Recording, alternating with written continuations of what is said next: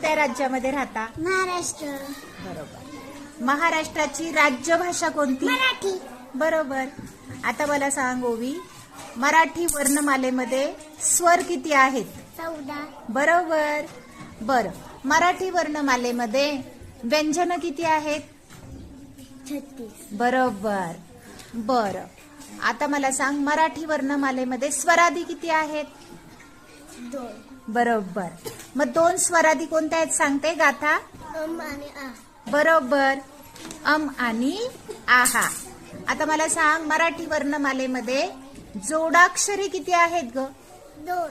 2. बरोबर. छान. मग 2 जोडाक्षर कोणती आहेत? शक आणि न्य. शक नाही म्हणायचं, श. क्षत्रिय श आणि ज्ञानेश्वर न्य. बरोबर. चला, आता मला सांग मराठी वर्णमालेमध्ये अनुनासिके आहेत, ज्या अक्षरांचा आवाज नाकातून येतो, है की नाही? असे अनुनासिके किती आहेत? 5. बरोबर.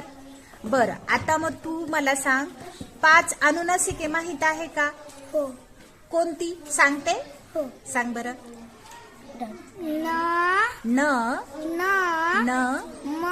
म 3 झाले. आणि अजून गंग. गंग. बरोबर. आणि अजून एक कोणता राहिला? डंग. डंग नाही. आता हे 5 अनुनासिके परत एकदा सांगायचे. हा. गंग. गंग, वाङ्मय मधला गंग. अजून अण, अण, अन. म. न, न. चला या स्वर आठवतात ते? हा, सांग बरं. मोठा आवाज काढ ना जरा. आ. ई. ई. हा. उ. उ. ए. मध्ये काय राहिला? रु आणि लू, ए, आ, ऐ.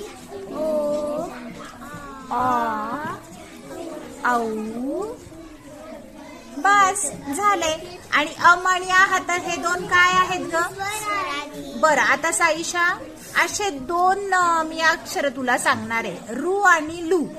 मग हे स्वर आहेत की व्यंजन आहेत? स्वर. बरोबर. रु आणि लू हे काय आहेत? तो स्वर.